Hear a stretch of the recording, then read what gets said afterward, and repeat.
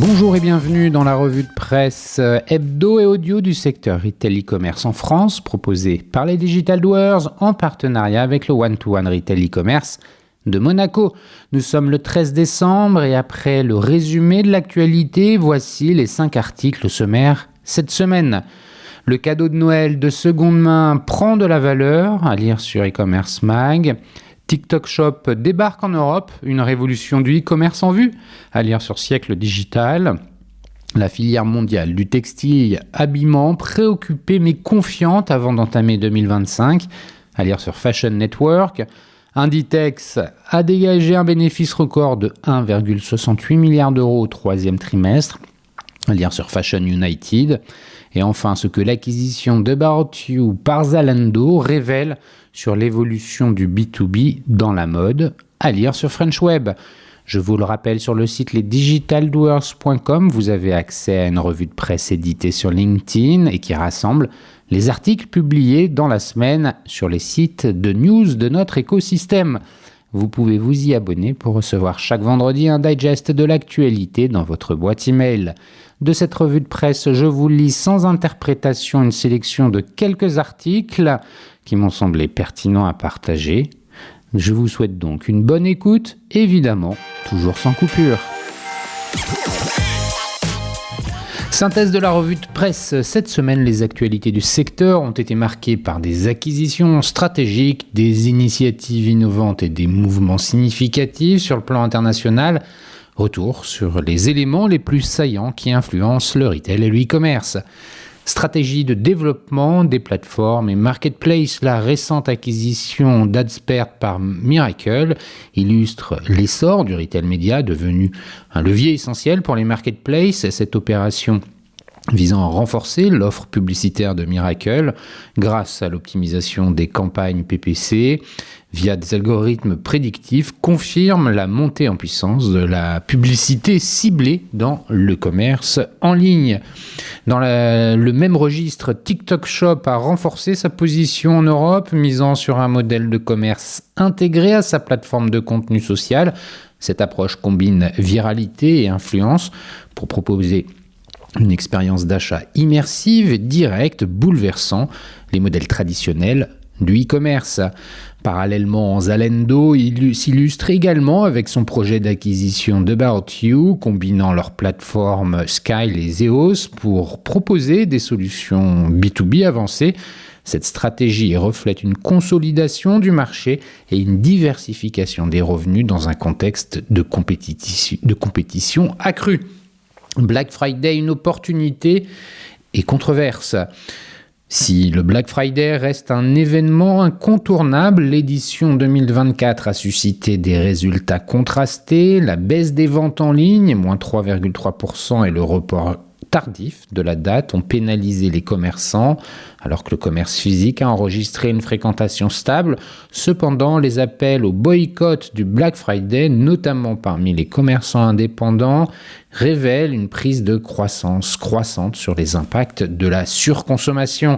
Cette dynamique contraste avec les initiatives innovantes comme celle de Célio qui, à travers ses marchés de Noël XXL en milieu rural, a su créer une expérience client immersive et originale. Cette stratégie d'ancrage local a non seulement attiré des milliers de visiteurs, mais aussi renforcé l'image d'une marque proche de ses clients. Expansion internationale, Mango et Cézanne en tête. L'année 2024 a été marquée par des expansions stratégiques et Mango, après avoir atteint ses objectifs de développement avec 40 magasins ouverts aux États-Unis, prévoit d'en inaugurer 20 de plus en 2025, tout en renforçant ses infrastructures logistiques. Dans cette dynamique d'expansion, Cézanne poursuit également son développement à l'international avec l'ouverture d'un nouveau magasin à Madrid. Cette initiative s'inscrit dans la volonté de la marque de consolider sa présence sur les marchés européens en s'appuyant sur son modèle de distribution omnicanal et son positionnement premium. Logistique et livraison, de nouvelles attentes.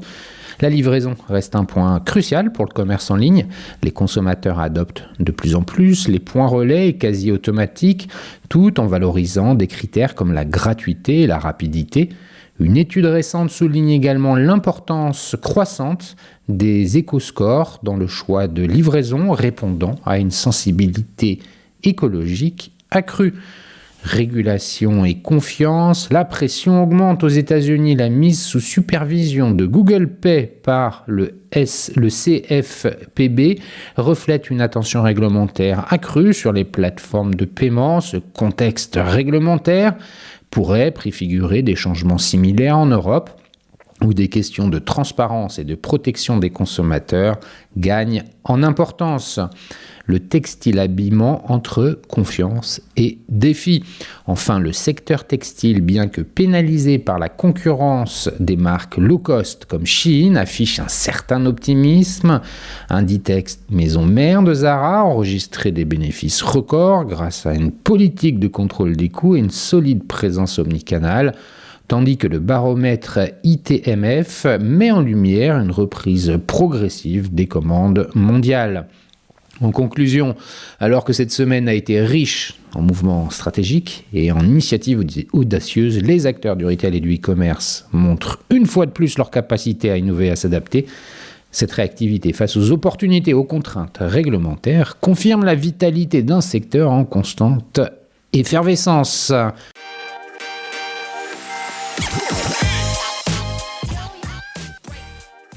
Le cadeau de Noël de seconde main prend de la valeur à lire sur e-commercemag.fr en date du 13 décembre. Alors que les fêtes de fin d'année sont synonymes de convivialité et de moments en famille, IKEA France dévoile dans une étude, en partenariat avec l'Institut CSA Research, les comportements d'achat des Français et les cadeaux qu'ils offrent à leurs proches, neufs ou d'occasion. Près d'un Français sur deux fait maintenant attention à l'impact environnemental des cadeaux de Noël qu'il offre. Cadeaux neufs ou de seconde main, même émotion. A priori, selon l'étude lancée par IKEA, pour un Français sur deux, les cadeaux de seconde main suscitent la même émotion et ont la même valeur que ceux considérés comme neufs. Les jeunes générations devance le mouvement et parmi les cadeaux qui sont le plus populaires, les livres, la décoration, les vêtements ou encore les équipements électroniques s'illustrent. Les jeunes générations n'hésitent pas, elles franchissent donc plus aisément le pas de la seconde main à Noël. En effet, 55% des moins de 35 ans ont déjà offert un cadeau de seconde main à Noël. Interrogés sur leur motivation, près d'un Français sur deux déclare faire attention à l'impact environnemental de ces cadeaux de Noël, estimant qu'un cadeau neuf ou de seconde main reste un cadeau. Cette proportion s'élève à 64% pour les moins de 35 ans. De leur côté, nos aînés demeurent encore attachés au caractère neuf des cadeaux. 87% des plus de 64 ans considèrent encore qu'un cadeau de Noël doit être neuf. Un écart générationnel frappant, donc alors que les moins de 35 ans sont plus enclins à offrir des cadeaux d'occasion, les générations plus âgées, notamment les 50 ans et plus, préfèrent encore largement le neuf. Cette préférence repose souvent sur la conviction qu'un cadeau neuf garantit une meilleure qualité et reflète une attention particulière. Pour ces générations, offrir un produit neuf permet de témoigner de la considération que l'on porte à son destinataire. À l'inverse, un cadeau de seconde main peut parfois être associé à tort à une moindre implication. Ces perceptions illustrent une différence de priorité, tandis que les jeunes valorisent de plus en plus l'impact environnemental et la créativité. Les générations plus anciennes restent attachées à une tradition où l'éclat du neuf symbolise l'effort dans l'acte. La seconde main portée par les livres, l'ameublement et la décoration. Les Français sont 40% à avoir déjà offert un cadeau de seconde main pour Noël, un contexte économique qui n'est pas étranger à cette tendance puisque 51% des Français se tournent vers la seconde main pour des raisons économiques. Dans un contexte marqué également par la quête de sens, les objets de seconde main s'imposent comme des choix de cadeaux logiques et pleins de promesses. Et le secteur de l'ameublement et de la décoration n'est pas épargné par ces nouveaux modes de consommation. En effet, 57% des Français ont déjà offert un meuble ou un accessoire de décoration comme cadeau de Noël. Une donnée qui traduit donc un changement profond dans les habitudes des consommateurs en quête d'authenticité et de responsabilité. Un constat qui est identique hors période de Noël, puisque 74% des Français se disent enclins à privilégier la seconde main pour meubler et décorer leurs intérieurs. Des chiffres qui confirment la fréquentation en hausse des espaces seconde vie IKEA, dans lesquels il est possible de retrouver des modèles d'exposition ou encore des produits rapportés par des clients, contrôlés par les équipes IKEA et remis en vente à des prix attractifs. Plus qu'un choix pragmatique, offrir un cadeau de seconde main est aussi une manière de raconter des histoires. Pour 27% des Français, il s'agit même de la raison principale qui les amène à faire le choix de la seconde main pour leur cadeau de Noël. Offrir un produit issu de l'économie circulaire devient ainsi un geste porteur de sens.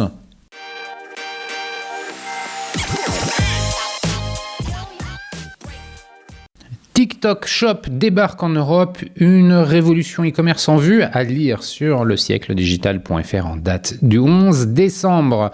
TikTok, connu mondialement pour ses vidéos captivantes, a fait un pas significatif en lançant TikTok Shop en Espagne et en Irlande.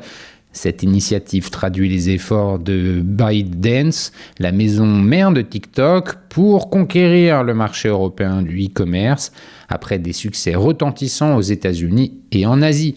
L'émergence de TikTok Shop en Europe le 11 décembre 2024 marque donc une date importante dans l'histoire de TikTok avec le lancement officiel de TikTok Shop en Espagne et en Irlande. Les utilisateurs de ces pays peuvent maintenant acheter des produits directement via les vidéos proposées sur la plateforme.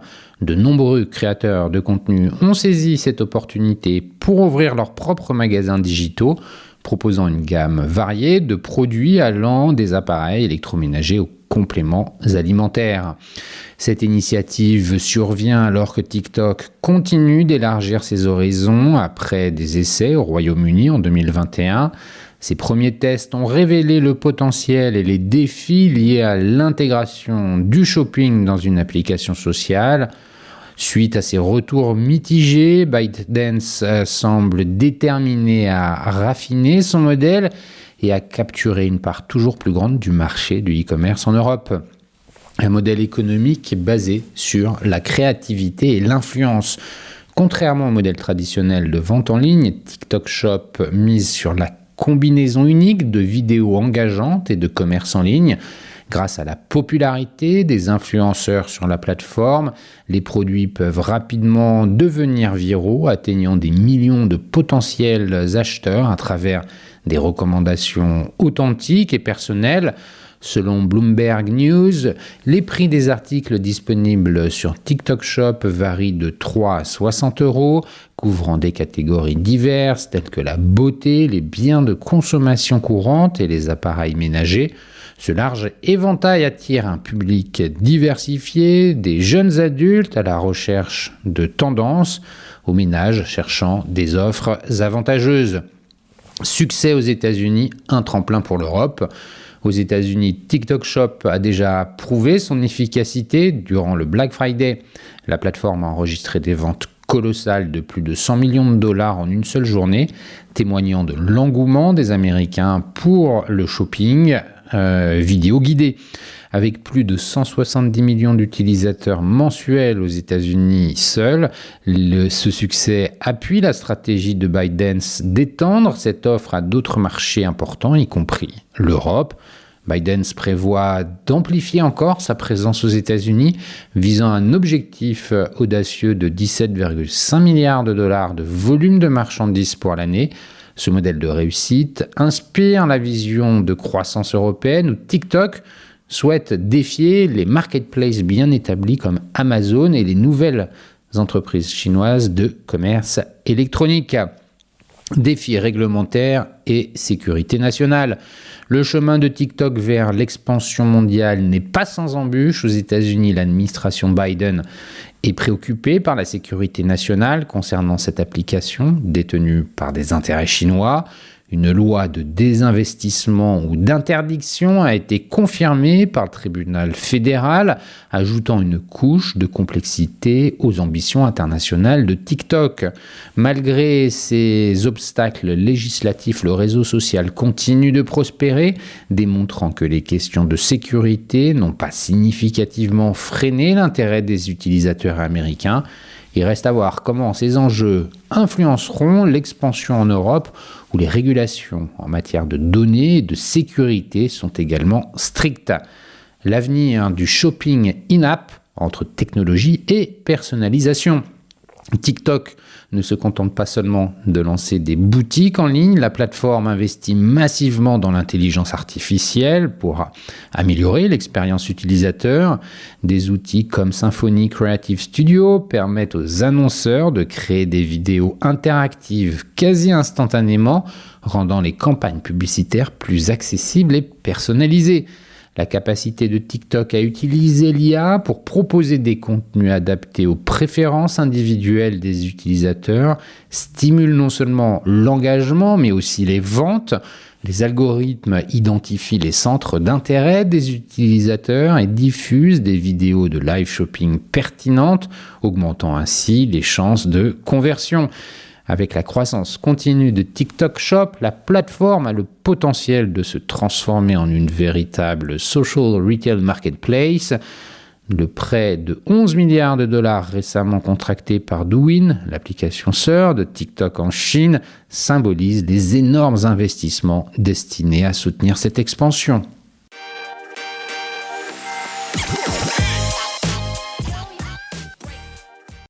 La filière mondiale du textile habillement, préoccupée mais confiante avant d'entamer 2025, à lire sur fashionnetwork.com en date du 11 décembre.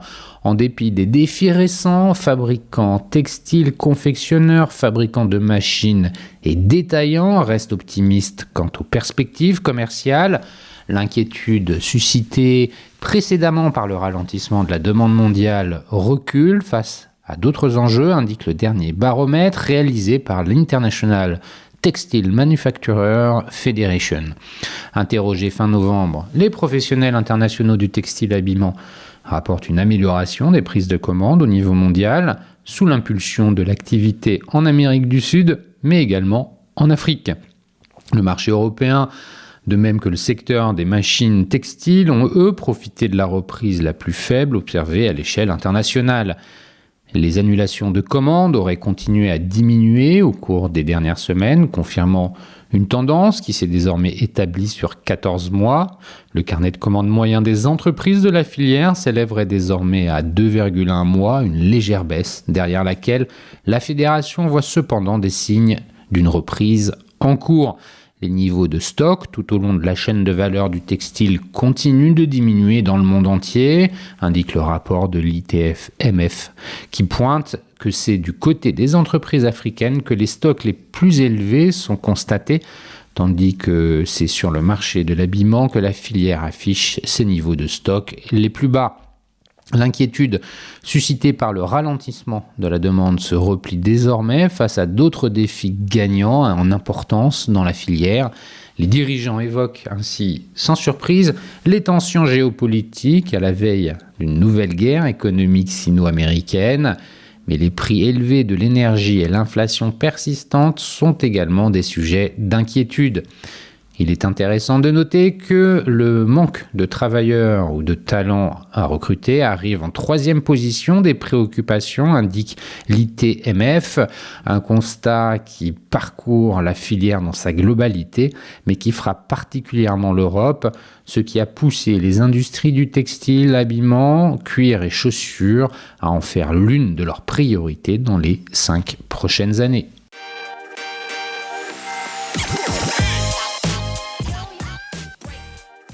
Inditex a dégagé un bénéfice record de 1,68 milliard d'euros au 3e trimestre, à lire sur Fashion United en date du 11 décembre. Le leader mondial du prêt-à-porter Inditex, propriétaire de la marque Zara, a dégagé un bénéfice record au 3e trimestre malgré un rythme de croissance plus faible qu'attendu. dans un contexte de forte concurrence qui déstabilise le secteur du vêtement bon marché. Le groupe basé à Galice, dans le nord-ouest de l'Espagne, a enregistré 1,68 milliard d'euros de profit net au cours de cette période qui s'est achevée le 31 octobre en raison d'un exercice décalé, selon les résultats publiés mercredi par l'entreprise. Ce résultat supérieur de 6% au bénéfice du troisième trimestre 2023 est le plus élevé jamais enregistré par le groupe sur un trimestre. Il est toutefois inférieur aux prévisions des analystes interrogés par FactSet qui tablaient sur 1,17 milliard d'euros. Sur les 9 premiers mois de l'année, le bénéfice de l'enseigne espagnole, propriétaire de 7 marques, dont Zara, Bershka, Massimo Dutti ou Stradivarius, s'élève à 4,45 milliards d'euros, soit 8,5% de plus que la même période en 2023. Le groupe présidé par Marta Ortega, fille du fondateur multimilliardaire d'Inditex Américo Ortega, explique cette forte croissance par le dynamisme de ses ventes qui ont atteint 27,42 milliards d'euros sur 9 mois, plus 7% aussi bien dans ses magasins que sur Internet. Inditex estime par ailleurs avoir maintenu des marges très satisfaisantes grâce à sa politique de contrôle des coûts. Depuis le début de l'année, le groupe aux 165 000 salariés a ainsi vu sa marge brute progresser de 7,2% à 59,4% de son chiffre d'affaires.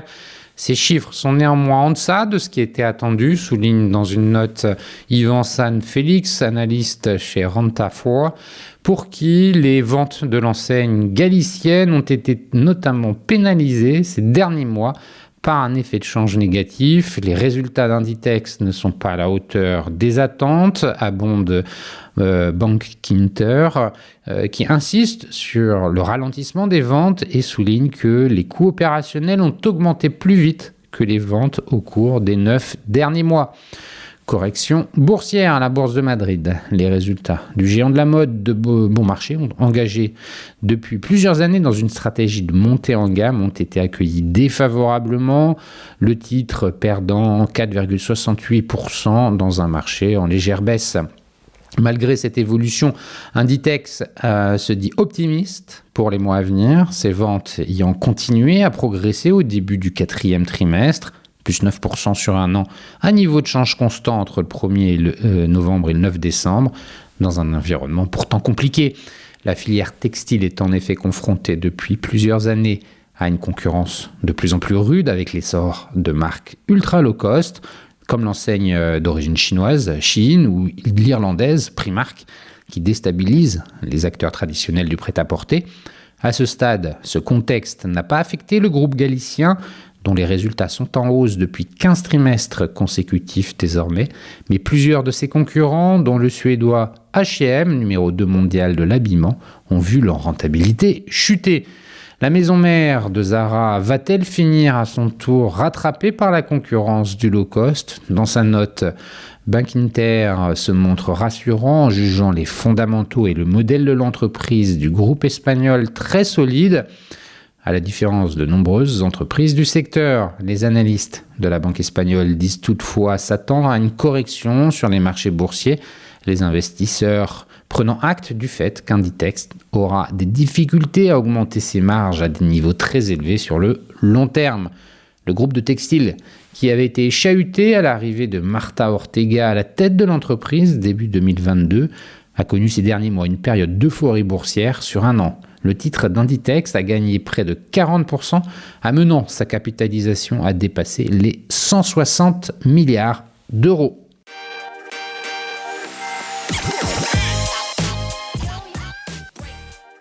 Ce que l'acquisition d'About You par Zalando révèle sur l'évolution du B2B dans la mode, à lire sur FrenchWeb.fr en date du 11 décembre. Zalando a annoncé son intention d'acquérir jusqu'à 100% du capital d'About You via une offre publique volontaire. Si cette opération est largement perçue comme une consolidation des activités B2C dans le secteur de la mode, elle met également en lumière une ambition stratégique renforcer leur position dans le B2B grâce à leur plateforme technologique Skyle et Zeos. Le B2B, un levier de croissance clé pour Zalando. Dans un marché européen de la mode et du lifestyle estimé à 450 milliards d'euros, la gestion omnicanale des activités des marques est devenue un fondamental pour celle-ci. Via cette acquisition, Zalando et About You visent à combiner leurs expertises technologiques pour proposer des solutions complètes adaptées aux besoins des marques et des détaillants. Skyle, la division SaaS d'About You, fournit des solutions sur mesure pour la gestion des boutiques en ligne avec plus de 200 clients dont Harrods et Manchester United. Skyle offre des outils pour optimiser les ventes directes et renforcer la présence omnicanale. De son côté, Zeos, la plateforme technologique de Zalando, soutient déjà des marques et détaillants dans la gestion de leurs activités multicanales au sein de l'écosystème Zalando. Une combinaison technologique stratégique, l'intégration de Skyle et Zeos promet des synergies opérationnelles significatives. Ensemble, ces plateformes offriront aux marques des solutions unifiées intégrant logistique, paiement, gestion des commandes et outils logiciels avancés. L'objectif est de simplifier la gestion des activités omnicanales tout en réduisant les coûts. Skyle, reconnu pour sa flexibilité et son adaptabilité, complétera les capacités de Zeos en proposant des services personnalisés pour les propres boutiques en ligne des marques. Cela inclut des solutions pour optimiser l'expérience utilisateur et augmenter la rentabilité des canaux de vente directs. Cette stratégie leur permet de rivaliser avec des plateformes comme Shopify ou Miracle en misant sur une solution intégrée et spécifique au secteur de la mode. Zalando vise à dégager des synergies évaluées à 100 millions d'euros par an grâce à cette union. Ces gains proviendront notamment de l'optimisation des processus logistiques, des infrastructures de paiement et des collaborations commerciales. La stratégie B2C, une approche duale pour capter de nouveaux segments. Zalando et About You, qui cumulent respectivement 50 millions et 12 millions de clients actifs en Europe, adopteront une stratégie dual brand pour mieux répondre aux attentes des consommateurs. Zalando se concentrera sur une clientèle orientée marque avec un assortiment dépassant les 6000 enseignes et des catégories renforcées comme le sport ou la famille. About You, en revanche, ciblera un public plus jeune et axé sur le style avec une communauté de plus de 27 000 créateurs de contenu et 700 000 références, dont des collaborations exclusives. Les synergies logistiques et technologiques entre les deux entités devraient améliorer l'efficacité opérationnelle et réduire les coûts sur le long terme. Les détails de l'opération financière. Zalando propose une offre publique volontaire de 6,5 € par action About You, valorisant cette dernière à environ 1,85 milliard d'euros. Cette offre représente une prime de 12% par rapport au cours cible médian des analystes et une prime significative de 107% sur le prix moyen pondéré sur 3 mois des actions d'About You au 10 décembre 2024.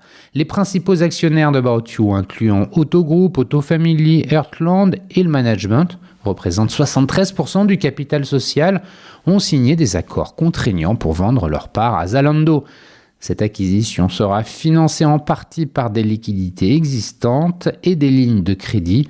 La clôture de l'opération est attendue pour l'été 2025, sous réserve des approbations réglementaires.